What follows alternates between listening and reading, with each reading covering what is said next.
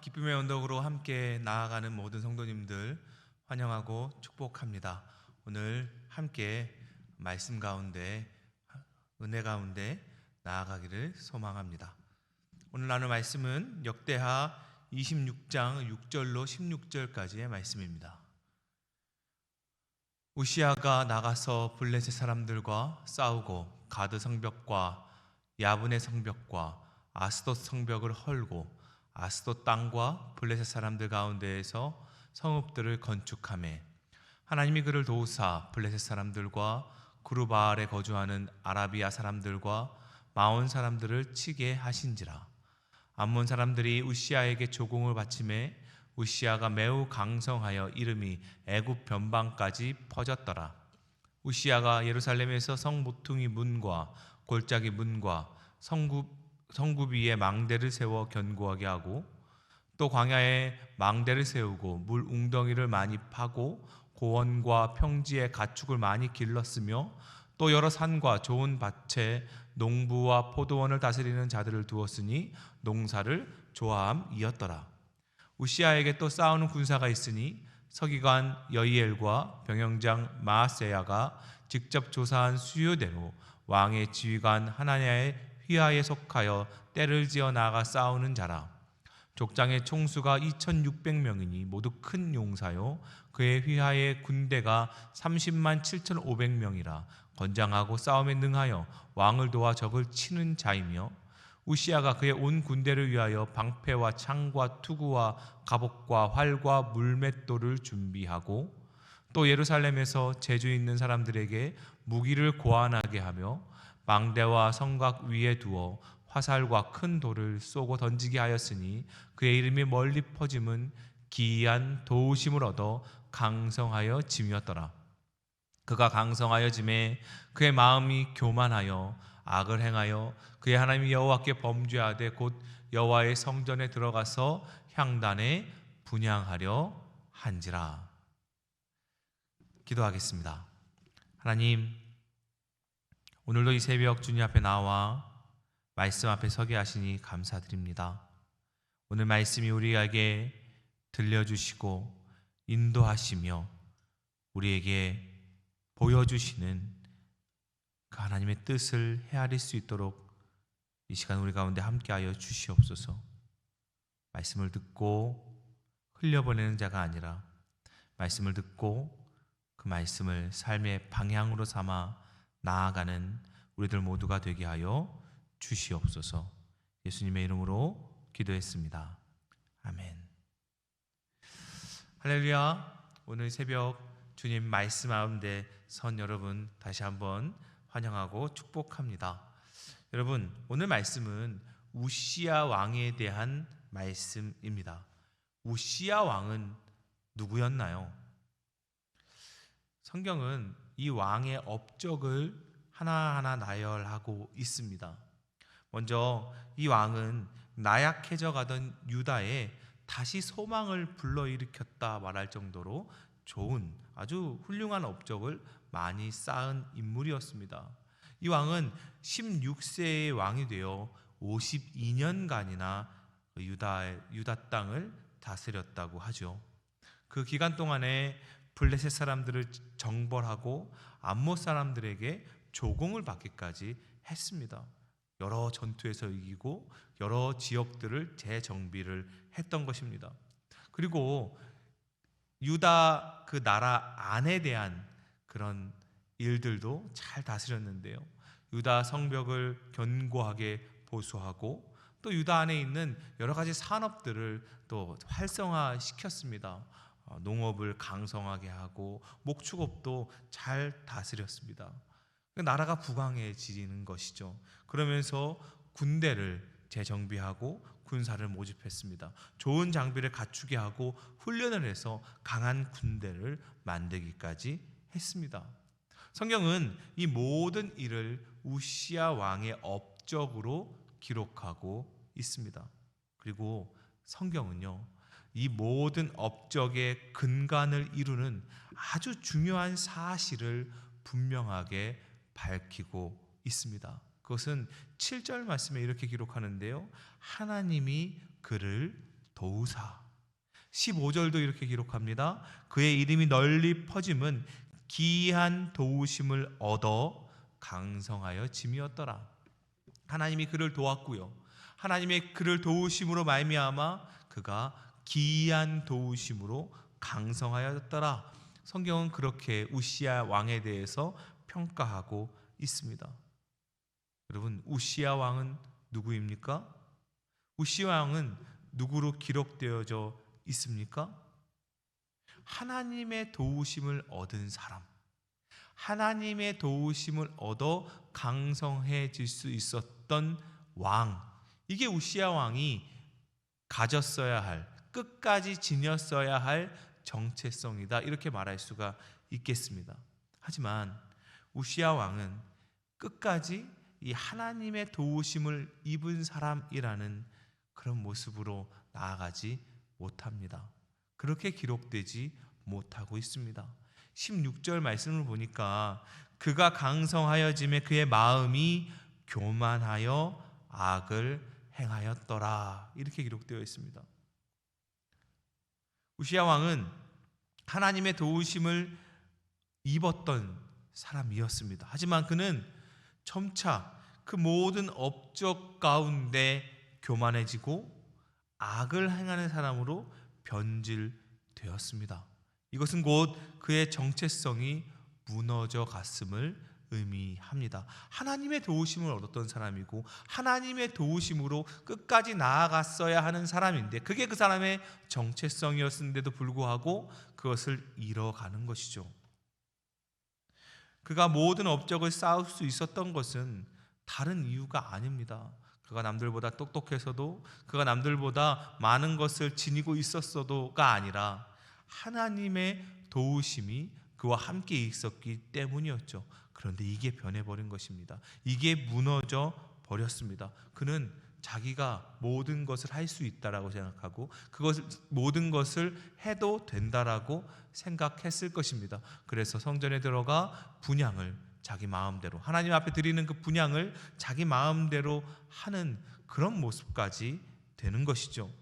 하나님의 도우심을 힘입었던 사람이 하나님을 무시하는 삶으로 변해버렸습니다.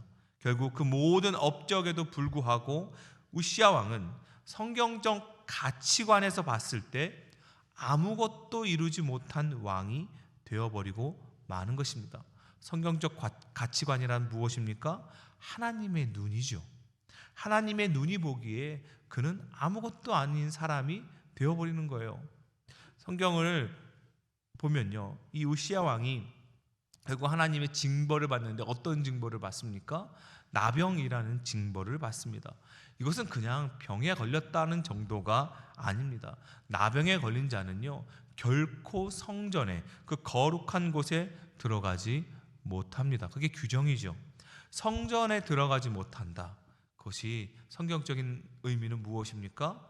하나님 앞에 서지 못하는 것입니다. 하나님의 눈에서 끊어져 버리는 것입니다. 하나님의 백성이 하나님 앞에 서지 못한다. 이것은 그의 삶에 있어서 가장 큰 실패죠.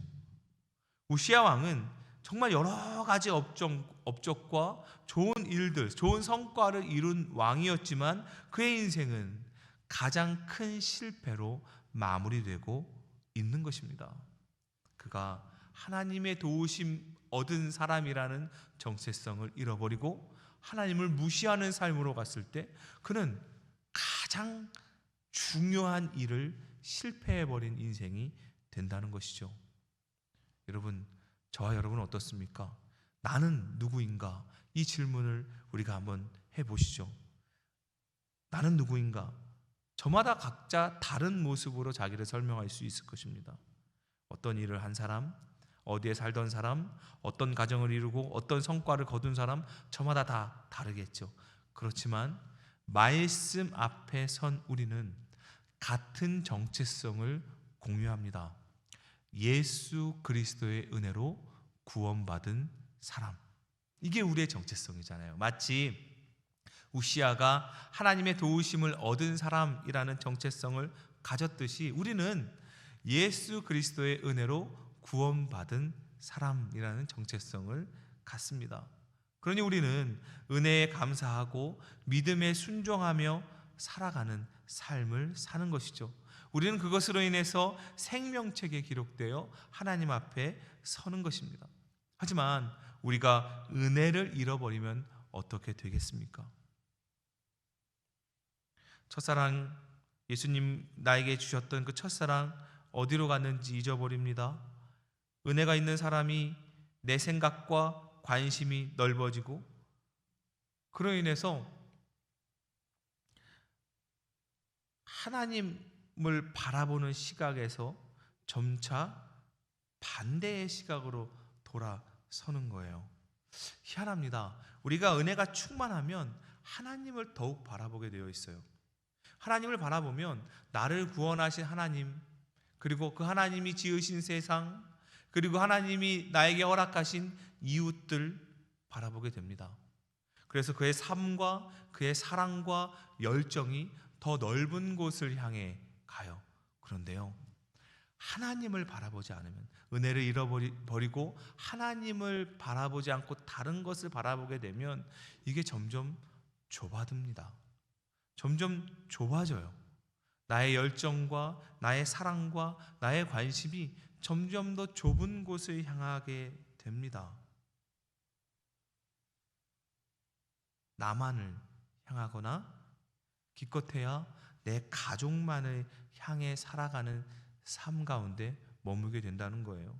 이기적이고 교만한 삶을 살게 되는 것입니다. 우리가 하나님을 보고 하나님을 따라 살게 되면 보다 넓은 것을 보고 보다 귀하고 값진 것을 향해 우리 삶을 펼쳐가는데, 이게 반대로 점점 좁아들면 나만을 위한 그 이기적이고 교만한 삶의 모습으로 간다는 겁니다. 이렇게 하나님의 뜻이 아니라 내 마음을 따라 살아가면 믿음보다는 욕심을 따르게 됩니다. 예수의 이름보다는 내 이름을 앞세우는 삶을 살게 됩니다. 만약 그렇게 된다면 우리는 뭔가요? 나는 누가 되는 것인가요? 그럴 때에 나는 더 이상 예수 그리스도의 은혜로 구원받은 사람이다, 이렇게 불리기가 어려울 것입니다. 만약 그렇게 된다면 우리는 하나님 앞에 어떻게 설 수 있겠습니까? 물론 자비하신 하나님은 어떤 경우에도 우리에게 살 길을 열어주시려고 할지 모릅니다. 하지만 우리가 우시야 왕의 최후를 보며 배워야 하는 것입니다. 결코 은혜를 잊으면 안 된다는 것이죠. 나를 살리신 이가 누구인지, 나를 구원하신 이가 누구인지를 잊어버리면 안 됩니다. 주님을 떠나면 안 된다는 거예요. 더 늦기 전에 나의 교만이 무엇인지를 깨닫고 예수 그리스도의 십자가를 바라보는 것이 우리의 복입니다. 나를 살게 하는 것이 무엇인지, 나를 참되게 하는 것이 무엇인지 우리는 계속해서 깨닫고 돌이키고 모아져야 할 줄로 믿습니다. 하나님을 바라보는 것이죠. 예수 그리스도의 십자가를 바라보는 것입니다. 높은 하나님을 바라보는 것, 낮은 나를 바라보는 게 아니라 높은 하나님을 바라보며 그 하나님 앞에 맡기며 하나님의 은혜를 고백하며 겸손하게 나아가는 것, 그것이 우리 삶에 쓰여질 참된 삶의 방향인 줄로 믿습니다. 이 새벽 주님 앞에 예배하는 저와 여러분의 삶 가운데 이런 은혜가 채워지고 펼쳐지기를 주님의 이름으로 축복합니다. 기도하겠습니다. 사랑의 하나님, 오늘 주님의 말씀을 듣습니다. 우시야 왕의 모습을 우리가 함께 나눴습니다. 하나님의 도우심을 입은 자가 하나님을 무시하게 됐을 때 어떤 최후를 얻었는지, 우리의 모습이 은혜를 잃어버리면 어떻게 될지 우리가 말씀을 통해 나눴습니다. 하나님, 우리가 살면서 결코 예수 떠나는 일이 없게 하여 주시옵소서. 은혜를 잃어버리는 일이 없게 하여 주시옵소서. 날마다 은혜를 묵상하고 은혜로 세워가며 십자가를 바라보며 하나님을 바라보며 하나님이 우리 가운데 펼쳐주실 그 뜻 가운데 살아가는 우리들의 삶이 되게 하여 주시옵소서. 예수 그리스도의 이름으로 기도했습니다. 아멘.